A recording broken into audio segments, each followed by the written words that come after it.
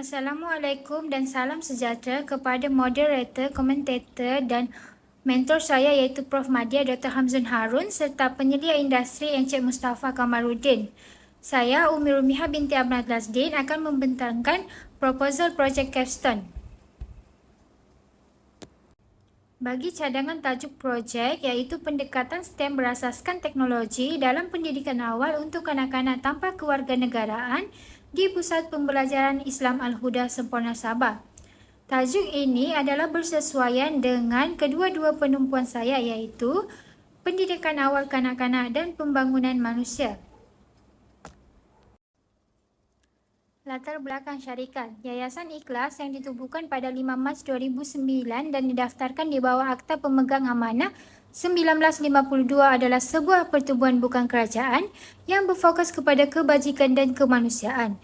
Yayasan ini bertujuan untuk memberi bantuan kepada golongan yang memerlukan dengan menyediakan sokongan dalam bidang pendidikan serta menyalurkan bantuan kemanusiaan. Sejajar dengan misi tersebut, Yayasan Ikhlas memperkenalkan beberapa kluster utama bagi menyelaras program dan aktivitinya, iaitu kluster komuniti yang memberi fokus kepada pembangunan dan kesejahteraan masyarakat, kluster pendidikan yang membantu meningkatkan taraf pendidikan golongan kurang berkemampuan, kluster bencana pula yang menyediakan bantuan kepada mangsa-mangsa bencana serta kluster kesihatan yang menjalankan program kesihatan untuk kesejahteraan komuniti.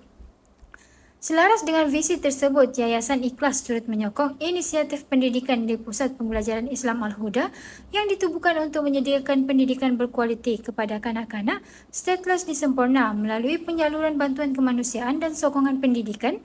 Yayasan Ikhlas berperanan penting dalam memperbaiki keadaan hidup serta membuka peluang pendidikan yang lebih baik kepada kanak-kanak stateless, seterusnya membangunkan komuniti mereka ke arah yang lebih baik. Permasalahan yang wujud dalam kajian ini ialah kanak-kanak tanpa kewarganegaraan atau stateless di Pusat Pembelajaran Islam Al-Huda ini menghadapi kekangan terhadap pendedahan kepada pembelajaran STEM, iaitu sains, teknologi, kejuruteraan dan matematik, terutamanya melalui pendekatan yang interaktif dan praktikal.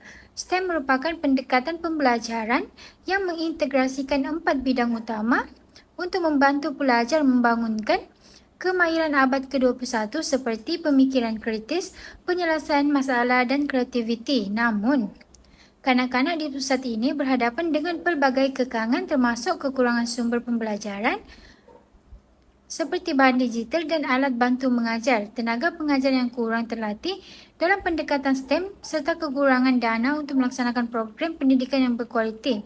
Selain itu, pendekatan pendidikan di pusat pembelajaran alternatif seperti Al-Huda cenderung lebih tertumpu kepada kaedah tradisional seperti hafalan dan pengajaran berpusatkan guru. Kaedah ini walaupun berkesan dalam konteks tertentu tidak memberikan ruang yang mencukupi untuk pelajar meneroka, bereksperimen dan belajar melalui pengalaman langsung yang merupakan asas kepada pendidikan STEM. Kekangan ini menyebabkan peluang untuk membangunkan kemahiran asas seperti kreativiti dan pemikiran kritis di kalangan kanak-kanak stateless menjadi terhad, sedangkan hal ini amat penting bagi mereka untuk menghadapi cabaran dunia moden. Objektif kajian ini yang pertama ialah mengkaji faktor-faktor yang menyokong pengintegrasian STEM dalam pendidikan kanak-kanak Pusat Pembelajaran Islam Al-Huda. Yang kedua ialah mengintegrasikan aktiviti pembelajaran praktikal STEM dalam pengajaran pendidikan awal untuk kanak-kanak stateless di Pusat Pembelajaran Islam Al-Huda. Manakala yang ketiga ialah menilai keberkesanan pendekatan STEM dalam membangunkan kemahiran asas seperti kreativiti, pemikiran kritis dan penyelesaian masalah kanak-kanak stateless di Pusat Pembelajaran Islam Al-Huda Semporna. Seterusnya ialah skop kajian. Lokasi kajian ini dijalankan di Pusat Pembelajaran Islam Al-Huda Semporna Sabah. Lokasi ini dipilih kerana ia merupakan pusat pembelajaran yang menyediakan pendidikan kepada kanak-kanak tanpa kewarganegaraan menjadikannya relevan dengan objektif kajian. Manakala bagi kumpulan sasaran, kajian ini akan melibatkan kanak-kanak tanpa kewarganegaraan yang berumur 5 hingga ke 6 tahun. serta guru yang mengajar di pusat pembelajaran tersebut. Yang seterusnya, bagi cadangan penyelesaian projek, pengkaji akan memulakan projek ini dengan menganalisis cabaran utama yang dihadapi oleh Pusat Pembelajaran Islam Al-Huda. Antara isu utama yang dikenal pasti adalah kekurangan sumber, ketiadaan tenaga pengajar yang terlatih dalam pendekatan STEM, dan kekurangan dana. Di samping itu, pendekatan pendidikan di pusat ini cenderung berfokus kepada kaedah tradisional seperti hafalan dan pengajaran yang berpusatkan guru. Walaupun kaedah ini berkesan untuk pembelajaran asas, ia kurang memberikan peluang kepada pelajar untuk meneroka, mencuba dan belajar melalui pengalaman langsung, iaitu merupakan elemen penting dalam pendekatan STEM. Analisis ini akan dilakukan melalui kajian literatur, pemerhatian di pusat pembelajaran serta temu bual awal dengan guru dan pentadbir untuk memahami keperluan dan kekurangan secara mendalam. Bagi intervensi awal, projek ini bertujuan untuk mengintegrasikan pendekatan STEM berasaskan teknologi dalam kurikulum pusat pembelajaran. Aktiviti yang dirancang akan memberi peluang kepada pelajar untuk terlibat dalam pembelajaran praktikal melalui eksperimen sains asas, permainan matematik interaktif, projek kejuruteraan asas, serta pengenalan teknologi mudah. Bagi pelaksanaan awal, iaitu fasa ujian aktiviti, penyediaan sumber dan pendanaan kepada guru.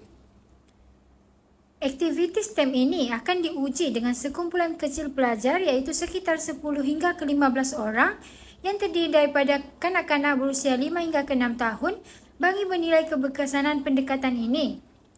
Pengkaji akan menyediakan bahan pembelajaran digital, alat bantu mengajar dan bahan eksperimen asas.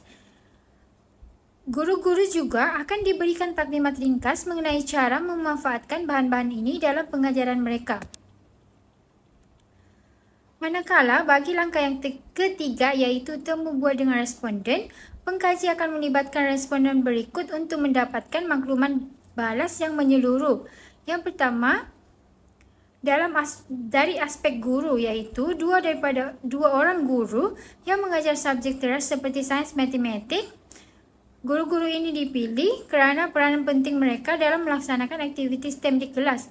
Temu bual akan menumpukan kepada cabaran yang dihadapi, pendapat mereka mengenai pendekatan STEM serta saranan untuk penambahbaikan. Manakala, dalam aspek pelajar pula, 10 pelajar berumur 5 hingga ke 6 tahun akan ditemu bual atau diperhatikan semasa aktiviti berlangsung untuk memahami pengalaman mereka.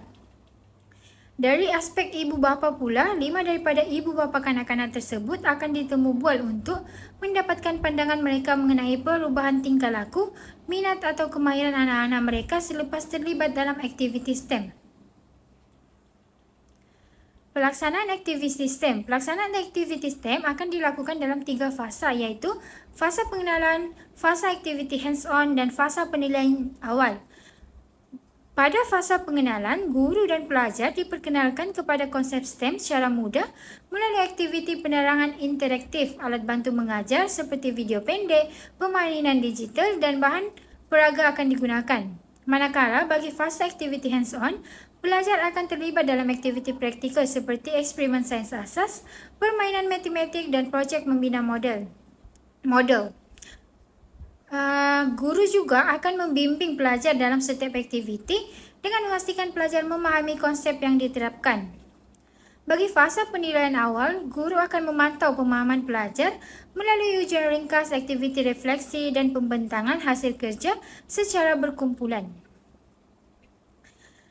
Bagi langkah yang terakhir iaitu penilaian keberkesanan, keberkesanan pendidikan STEM akan dinilai melalui gabungan kaedah kualitatif.